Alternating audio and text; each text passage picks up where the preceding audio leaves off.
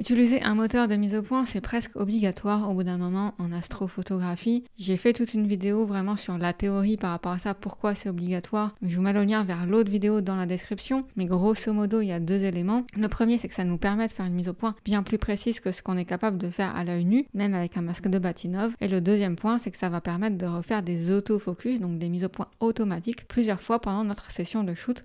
On va en reparler un petit peu plus loin dans cette vidéo. Et donc dans cette vidéo, on va plus voir le côté pratique et je vais donc vous faire une démonstration de comment on utilise un moteur de mise au point.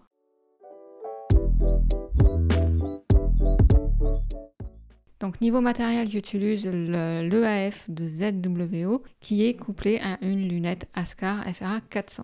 Mais c'est le même principe si vous utilisez un autre moteur de mise au point. Et donc tout ça, je le pilote depuis l'application de Lazier. Ok, donc nous voilà dans Lazier. Donc là, l'EAF est connecté et on le voit avec le logo en haut à droite, à côté de la roue à filtre, on a EAF, qui est donc là où on va trouver tous les réglages de l'EAF, logiquement. Donc on va aller y faire un tour, donc je vais cliquer dessus. Et donc là, on a plusieurs choses. Donc on a pour connecter l'EAF, évidemment. On a des réglages d'autofocus qu'on ira voir un petit peu après. Et dans contrôle, ici, on a la position. Donc c'est la position du porte-oculaire, la position dans le tube, en fait. Est-ce que le tube est complètement rentré ou complètement sorti? Donc là, je suis en position à 5154. Si je veux aller à une position précise, je peux cliquer dans le Go To. Ici, admettons, je vais aller à 6000. Donc j'indique 6000 ici. Je valide et je clique sur Move. Je ne vais pas le faire là. Et ensuite, on a coché si on veut que ça fasse un bip quand l'EAF est en mouvement et des settings sur les pas. On va en reparler aussi un peu après. Donc là, en gros, on a tous nos réglages. C'est des réglages généralement qu'on va effectuer une fois et après, on va plus trop y toucher. Si on va un coup dans Autofocus ici en haut, là, on a plusieurs choses. On a notamment à quel moment on veut qu'il lance l'autofocus. Donc, c'est-à-dire qu'en fait, il va faire un autofocus, donc une mise au point automatique à chaque fois qu'on veut. Donc là, par exemple, ça peut être quand il y a des changements de température, donc je coche ici, je décoche si je veux que le changement de température affecte la mise au point, qu'il refasse une mise au point quand il y a un changement de température de 1 degré, de 2 degrés ou de 5 degrés. Pour que ça fonctionne, il faut évidemment que la sonde de température soit connectée à l'EAF. On pourrait lui dire toutes les X heures, donc toutes les 30 minutes, toutes les 1 heure ou toutes les 2 heures. Moi j'ai décoché ça. À chaque changement de filtre, si vous avez une roue à filtre qui change des filtres, même si vos filtres sont parafocaux, donc techniquement c'est la même mise au point pour chaque filtre, c'est intéressant de refaire la mise au point parce que c'est pas parfait, encore une fois, même si les filtres sont censés être parafocaux. Ici, Before Each Target Start, donc ça c'est quand vous êtes en mode plan, que vous allez shooter plusieurs astres la même nuit, ou même simplement un astre avant de démarrer le shooting sur l'astre, même si vous avez déjà fait une mise au point, il va refaire une mise au point automatique. Et le dernier, c'est si vous voulez faire la mise au point quand il y a un retournement en méridien automatique. Donc voilà, moi je vous conseille de cocher tout ça. Donc maintenant, concrètement, qu'on a réglé l'EAF, qu'est-ce qu'on va faire, comment on va l'utiliser? Il y a deux moyens. Un moyen manuel, en gros, et un moyen automatique, donc l'autofocus. On va déjà voir le moyen manuel, en fait. Ici, quand vous êtes sur l'interface principale de Lazier, sur la gauche, vous avez un bouton focuseur. Et donc là, si je clique dessus, on a cette petite interface qui apparaît. Le bouton en haut, en fait, si je clique dessus, ça passe de fast à slow, c'est à quel point, à quelle vitesse en fait il va faire bouger le tube. Et donc là, si on revient dans les réglages où on était juste avant, ici dans EAF, tout en bas dans Steps Settings, vous voyez qu'on a plusieurs, on a Fine et Course, et en fait le Fine c'est pour slow, donc quand je suis en slow, il avance de 10 pas par 10 pas quand on touche les flèches, et l'autre en fast, donc il avance par 30 pas. Ça, vous pouvez choisir, vous pouvez régler ici. Et donc là, en fait, concrètement, donc admettons que je suis en fast pour bouger assez vite. Si je clique sur la flèche, par exemple, je vais cliquer en haut, vous allez voir que voilà, il a pris 30 pas dans un sens. Si je retourne sur la flèche en bas, je reviens à la position où j'étais avant. Et donc là, en fait, manuellement, en cliquant sur les flèches, je fais bouger, je fais avancer ou reculer mon porte-oculaire.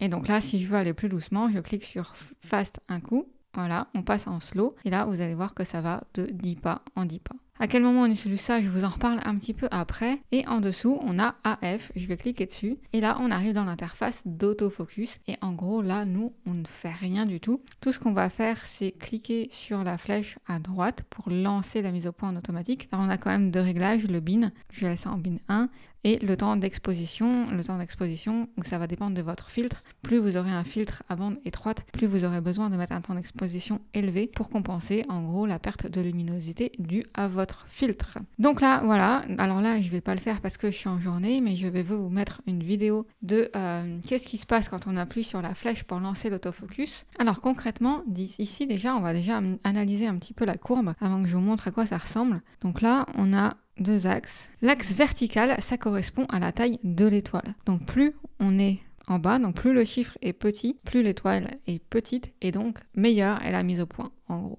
Et sur l'autre axe, ici, on a la position de notre porte oculaire. Vous retrouvez par exemple tout à l'heure, on était vers 5164 qu'on retrouve ici. En gros, ce qui va se passer quand vous allez cliquer sur ce bouton-là pour lancer l'EAF, d'ailleurs au passage ici on peut voir qu'on est en manuel parce que c'est moi qui l'ai trigger, c'est moi qui l'ai déclenché en cliquant manuellement sur AF. Si vous êtes dans une séquence et qui refait automatiquement la mise au point parce qu'il y a eu un changement de filtre, parce qu'il y a eu un changement de température, de retournement au méridien ou etc. Vous verrez qu'ici ce sera écrit auto, je sais plus. Enfin bref, ce sera, vous pouvez voir voilà si c'est déclenché manuellement ou automatiquement. Et donc du coup, ce qu'il va faire lui, c'est qu'il va prendre une photo avec le temps d'exposition que vous avez indiqué ici et il va vous indiquer, il va vous mettre un point sur la courbe. Ici par exemple. Donc là, ça voudrait dire qu'on a à cette position-là sur le porte oculaire, à 5300, 400 et des bananes, et ici que la taille de notre étoile, elle est à peu près à 5, un petit peu en dessous de 5. Donc ok, il a vu ça, ce qu'il fait, il reprend une autre photo et du coup il corrige, donc il bouge le porte oculaire de manière à faire en sorte d'avoir une étoile plus fine, donc plus petite. Donc il bouge, il reprend une photo, il va nous mettre un point à peu près par là, donc on va voir qu'il s'est déplacé, que la taille de l'étoile a diminué, et il va faire ça plusieurs fois en fait. Il va se rapprocher, il va descendre progressivement comme ça, avec des points. Et il y a un moment donné, en fait, l'algorithme fonctionne avec une courbe en V, et donc en fait il faut bien qu'il sache à quel moment il est le plus bas. Donc du coup, à un moment donné, forcément, il va dépasser le point optimal de mise au point, qui ici sur mon schéma se trouverait à peu près ici, donc où le point ici est le plus bas. Et en fait, il va remonter. Et il va remonter plusieurs fois comme ça, voilà. Et en fait, ce qu'il fait concrètement, c'est qu'il fait une courbe en V. Alors, ça fait un truc comme ça. Voilà, donc ça c'est la première étape qu'il fait et après, vous allez voir que les points vont se réinitialiser et il va repartir à peu près d'un endroit par là et il va refaire quelques points pour retrouver la mise au point la plus précise possible. Et donc là, tous ces points-là vont être verts et le dernier point ici, ça va être le point de validation en gros où il va rester, où il va estimer que c'est la meilleure mise au point. Ici, vous allez voir que ça va faire un point rouge. Voilà, donc tout ça se déclenche automatiquement quand vous appuyez sur ce bouton-là. Vous n'avez rien à faire, hormis à surveiller que tout va bien. Ça peut arriver que ça foire, ça peut arriver qu'il ne fasse pas une belle courbe en V. Enfin voilà, il peut y avoir plein de choses qui peuvent se passer, mais normalement, ça se passe bien. Et en tout cas, si vous avez cette courbe en V, que votre point rouge ici qu'il aura fait à la fin se trouve bien en bas de votre V, normalement, c'est que c'est bon, évidemment. Après, vous allez valider, vous allez regarder parce qu'il va vous afficher la dernière photo qu'il a prise ici, donc il vous suffira de zoomer sur l'image, de regarder vos étoiles et vous verrez si il a bien réussi ou pas. Normalement, ça marche plutôt pas mal. À savoir, pour qu'il y arrive, c'est super important, il faut que vous ayez dégrossi vous-même la mise au point. Si vous voyez rien, si vous prenez une photo que c'est tout noir parce que vous n'avez même pas des grosses étoiles, des gros donuts, parce que votre mise au point est complètement dans les choux, il va galérer, voire il ne va pas réussir. Donc en gros, comment on fait ?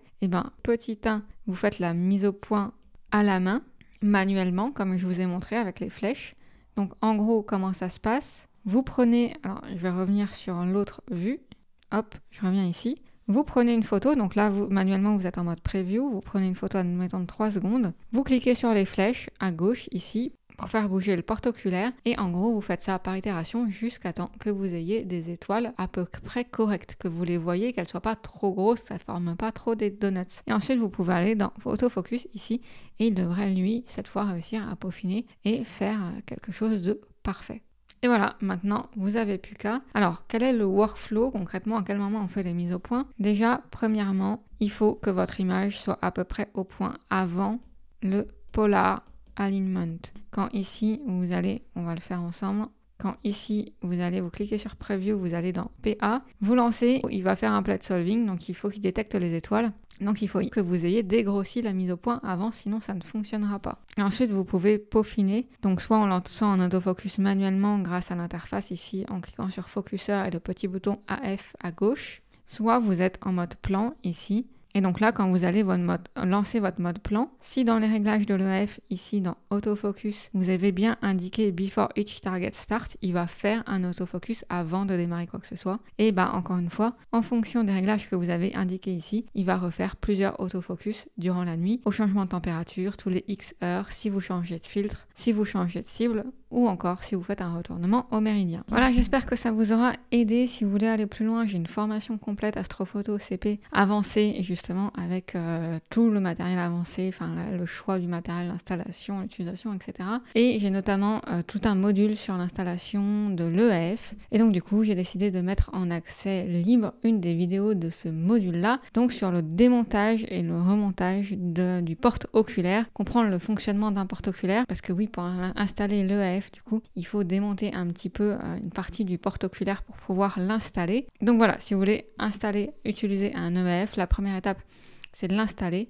Et donc pour bien l'installer, il faut comprendre comment un porte-oculaire fonctionne. Et donc c'est pour ça que j'ai décidé de vous offrir cette vidéo de ma formation complète. Donc vous pouvez regarder gratuitement. Pour y accéder, je vous mets simplement le lien dans la description. Sur ce, je vous dis à très vite et évidemment, gardez la tête dans les étoiles.